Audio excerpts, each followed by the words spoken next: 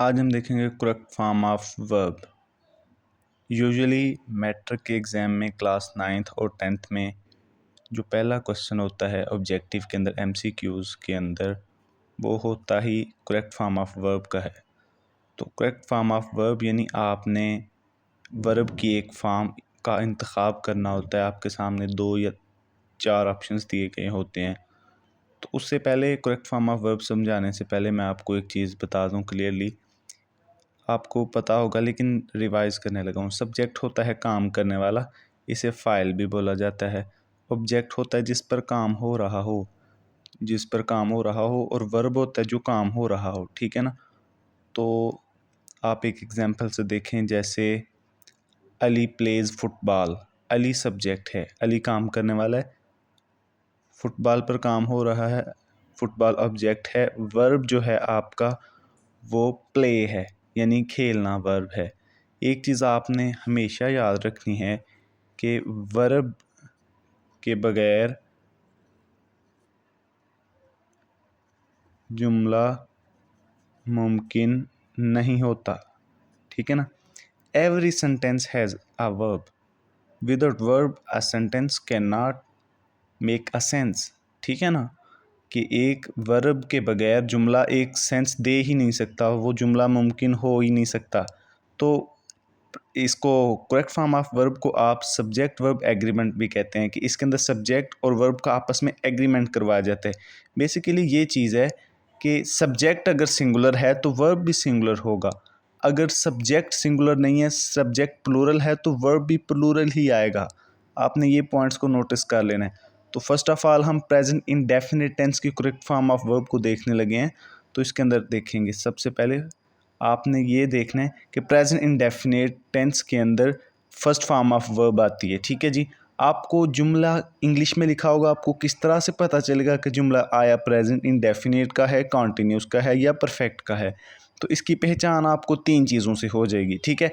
पहले नंबर पे रूटीन है, रोज़ाना का काम। रूटीन आपको बताएगी कि जुमला प्रेजेंट इंडेफिनिट का है, डेली रूटीन।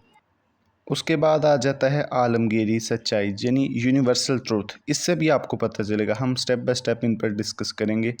उसके बाद डू या डज, इसके इमदादी फेल हैं, यानी हेल्पिंग वर्ब्स हैं प्रेजेंट इंडेफिनिट टेंस के। देखें, डेली रूटीन यानी कि every day, every night, every evening, ठीक है ना। एवरी डे, डेली रूटीन वाले जितने भी जुमले जिनके अंदर इस तरह से वर्ड्स आ रहे हों, एवरी इवनिंग, जो एक रूटीन बन जाए, ठीक है ना, तो वो प्रेजेंट इंडेफिनिट के अंदर होते हैं। तो उन सेंटेंसेस में आपने फर्स्ट फॉर्म ऑफ वर्ब को चूज़ करना है जहाँ पर आपको रूटीन नज़र आए। उसके बाद यूनिवर्सल ट्रूथ जहाँ पर आपको नज़र आए। यूनिवर्सल ट्रूथ से मुराद है आलमगीरी सच्चाई, जैसे कि सूरज मशरिक़ से निकलता है और मगरब में ग़ुरूब होता है। The sun rises in the east, ठीक है। जो ज़मीन है वो सूरज के गिर्द घूमती है। The earth revolves around sun.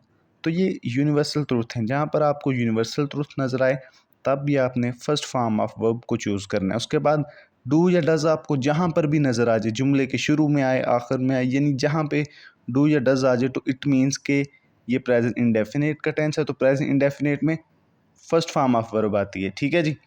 तो let us take some examples. देखें, एग्जांपल्स के अंदर पहला जी, they dash tea every morning. तो मैंने आपको क्या बताया था कि जहाँ पर डेली रूटीन आए तो आपने फर्स्ट फॉर्म ऑफ वर्ब को यूज़ करना है। तो दे के साथ टेक्स नहीं आ सकता, दे के साथ टेक आएगा, ठीक है ना। टेक्स आता अगर यहाँ पर ही या शी या कोई सिंगुलर होता तो, ठीक है ना। यहाँ पर सिंगुलर कोई होता तो फिर टेक्स आ जाना था, अदरवाइज़ यहाँ पर टेक आएगा, ठीक है। एवरी मॉर्निंग ने बताया कि ये रूटीन है, तो हमने पता चला कि प्रेजेंट इंडेफिनिट है। तो आपको फिर प्रेजेंट इंडेफिनिट से ये ज़हन में आना चाहिए कि प्रेजेंट इंडेफिनिट में first form of verb use होती है। उसके बाद they dash to school every day. Every day से क्या पता चल गया कि ये रोज़ाना का काम है, डेली रूटीन है। तो ही क्या है, सिंगुलर है, तो इसके साथ गो नहीं आएगा, गोज़ आएगा, ठीक है जी। यहाँ पर टेक आना था। उसके बाद जो आगे आपके सामने एक एग्जाम्पल रखने लगा हूँ, ये यूनिवर्सल ट्रूथ से है। The sun dash in the east. तो सन क्या है, एक ही है ना, सूरज सिंगुलर है, तो फिर राइजेज आएगा। आपने राइज को टिक नहीं करना, ये गलत होगा, ठीक है। उसके बाद the earth dash around the sun. सूरज ज़मीन के गिर्द घूमती है, ठीक है ना। तो रिवॉल्व नहीं आएगा, रिवॉल्व्स आएगा, ठीक है ना। रिवॉल्व भी नहीं आएगा, ये इसकी थर्ड फॉर्म है, और ये भी नहीं आ सकता, ठीक है जी। उसके बाद दे डैश, आपको मैंने बताया था कि अगर आपको डू या डज आ जाए नज़र तो फिर भी आपने फर्स्ट फॉर्म को चूज़ करना है। इट मीन्स कि जो सेंटेंस है वो प्रेजेंट इंडेफिनिट से है। तो ये देखें यहाँ पर आपको डू नज़र आ रहा है, दे डू नॉट या डज नॉट आ जाए तो they do not dash chocolate, तो दे डू नॉट लाइक, ठीक है जी। उसके बाद अगर डू शुरू में आ जाए, सवालिया या इंटेरोगेटिव बन जाए, ये आपका सवालिया जुमला है, ठीक है जी। इस इंग्लिश में इंटेरोगेटिव बोलेंगे। ये शॉर्ट फॉर्म मैंने इसकी लिख दी है। Do they dash to Lahore, do they went भी नहीं आएगा, गोन भी नहीं आएगा, और गोज़ भी नहीं आएगा, ठीक है ना। तो आपने कमेंट में बताना है कि यहाँ पर कौन सी फॉर्म आएगी, ठीक है जी। इन तीनों में से कोई नहीं आएगी, एक फॉर्म आएगी और वो आएगी फर्स्ट वाली। तो कॉमन सेंस है कि इसके अंदर फर्स्ट फॉर्म कौन सी है, गो वाली है, तो गो इज़ द राइट ऑप्शन, ठीक है जी। तो ये आपके सामने मैंने अपनी वीडियो को इख्तिताम की तरफ लेके जा रहा हूँ। आपको सिर्फ एक अपने माइंड के अंदर चीज़ लाजमी रखनी है, जो इसका बेसिक मकसद है, मैं आपको जो सिखाना चाह रहा हूँ कि आपने प्रेजेंट इंडेफिनिट टेंस का पहले देखना है कि जुमला प्रेजेंट इंडेफिनिट टेंस का है या नहीं है। तो उसकी पहले पहचान कर लेनी है ये 3 तरीक़ों से।